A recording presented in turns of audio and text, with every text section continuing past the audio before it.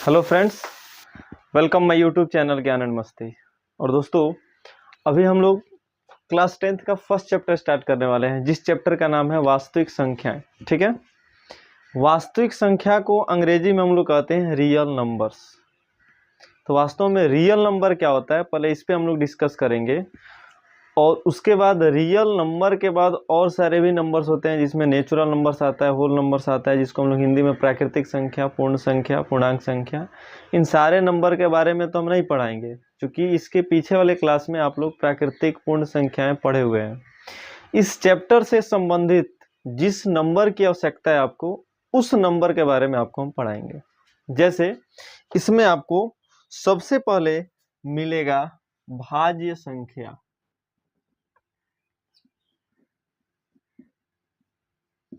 भाज्य संख्या, उसके बाद मिलेगा आपको अभाज्य संख्या, जिसको प्राइम नंबर कहते हैं हम लोग अंग्रेजी में। इसको बोलते हैं कंपोजिट नंबर, कंपोजिट नंबर। इसको बोलते हैं प्राइम नंबर। और इसके बाद मिलेगा आपको परिमेय संख्या, जिसको हम लोग कहते हैं रेशनल नंबर, रेशनल नंबर। उसके बाद आपको मिलेगा अपरिमेय संख्या, अपरिमेय संख्या, जिसको हम लोग कहेंगे इरेशनल नंबर, इरेशनल नंबर। और उसके बाद आपको हम बताएंगे वास्तविक संख्या, जो आपके चैप्टर का नाम है, जिसको हम लोग कहते हैं रियल नंबर, रियल नंबर। इतना ऐसे नंबर्स और भी होते हैं, प्राकृतिक संख्या होता है, सम संख्या, विषम संख्या, पूर्ण संख्या, पूर्णांक संख्या, वो सारे नंबर्स भी होता है। लेकिन वो नंबर्स आपको हम नहीं बताएंगे, क्योंकि इस चैप्टर से जो रिलेशन नंबर्स हैं, जो संबंधित नंबर है, जो आपको इस चैप्टर में आवश्यकता होगी, बस उसी को केवल बताने वाले हैं। ठीक है, तो इसमें सबसे पहले समझते हैं भाज्य संख्या। भाज्य संख्या, कौन सी संख्या को हम लोग भाज्य संख्या कहते हैं? तो भाज्य संख्या मतलब होता है कि वैसी संख्या जो एक एवं स्वयं को छोड़कर किसी अन्य संख्या से भाग लग जाए।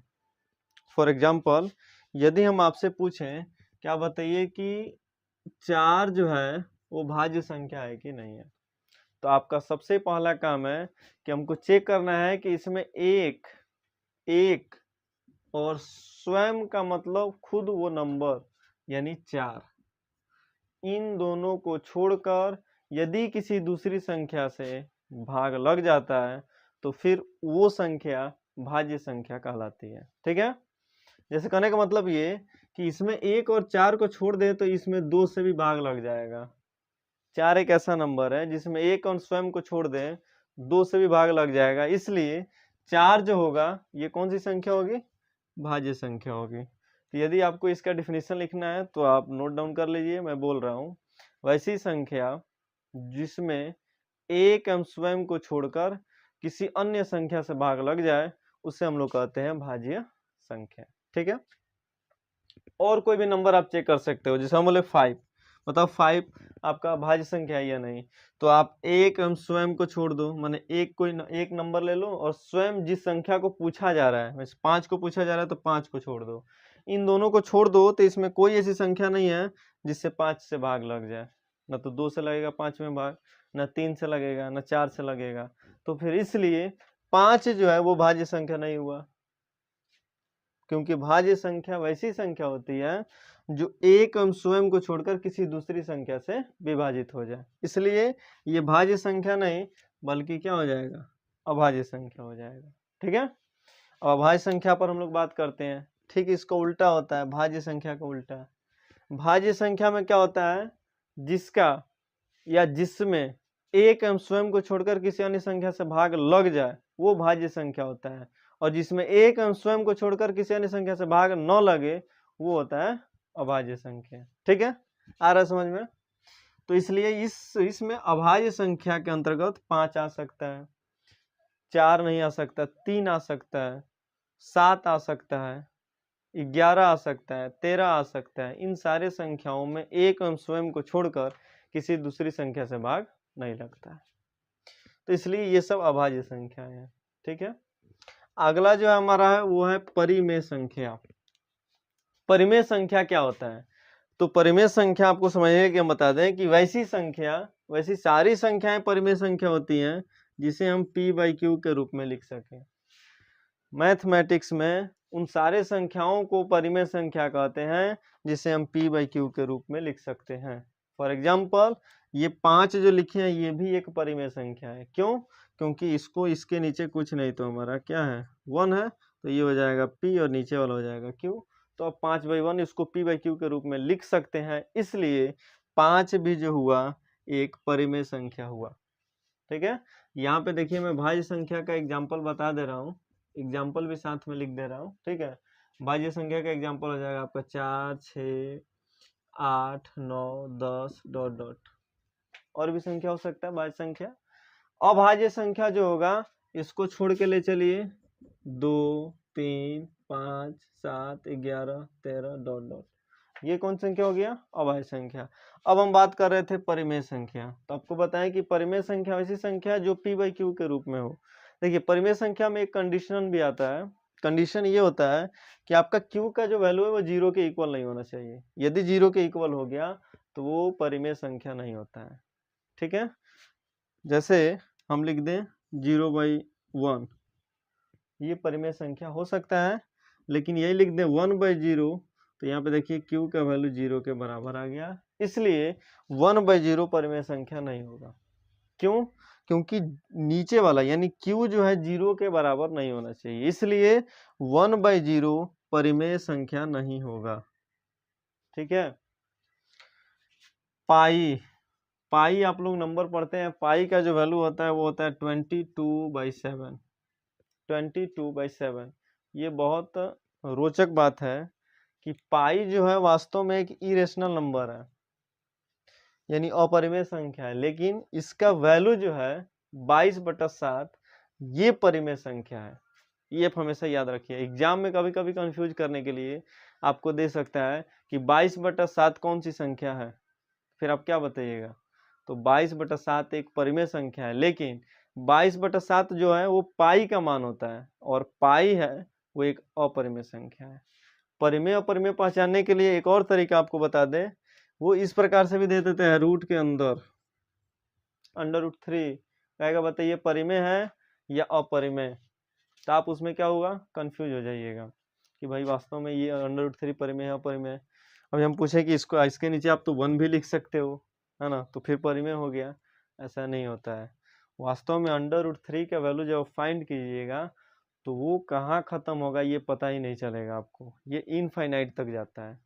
यानी जो भी नंबर रूट के अंदर हो और जिसका फैक्टर न निकले तो वो भी एक अपरिमेय संख्या होता है। यानी √3 का फैक्टर के कहने का मतलब यहाँ पे हो रहा है कि कोई ऐसा नंबर जिसका जैसे 25 का फैक्टर हो जाएगा 5 × 5 और ये रूट से बाहर निकल जाएगा तो बच जाएगा क्या 5।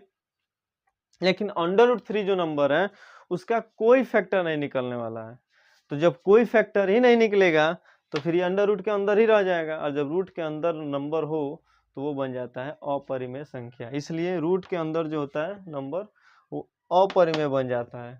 तो वास्तव में हम अपरिमेय पर नहीं, पर चूंकि पहले परिमेय समझ लेते हैं। परिमेय संख्या वैसी संख्या जो p/q के फॉर्म में हो।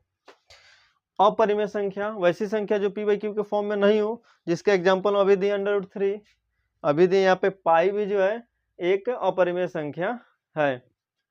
अब आता है हमारा वास्तविक संख्या। कौन संख्या? वास्तविक संख्या, जो आपके चैप्टर का नाम ही है। तो वास्तविक संख्या को हम बता दें कि वास्तविक संख्या वैसी संख्या होती है जो परिमेय और अपरिमेय को मिलाने से बनती है। यानी परिमेय संख्या ये और अपरिमेय संख्या, इन दोनों को जब एक साथ कंबाइन कर देते हैं, मिला देते हैं, तब हमारा निर्माण होता है वास्तविक संख्या का। और परिमेय संख्या और अपरिमेय संख्या एक ऐसी संख्या है जिसके अंतर्गत सारी संख्याएं आ सकती हैं। ठीक है, इसलिए यहाँ पे वास्तविक संख्या हर एक नंबर को आप वास्तविक संख्या बोल सकते हो, बस कोई नंबर रूट के अंदर निगेटिव में नहीं होना चाहिए, नहीं तो वो अलग नंबर हो जाता है, जो कि आपके सिलेबस से अलग है। ठीक है, उस पर बात नहीं करेंगे हम लोग।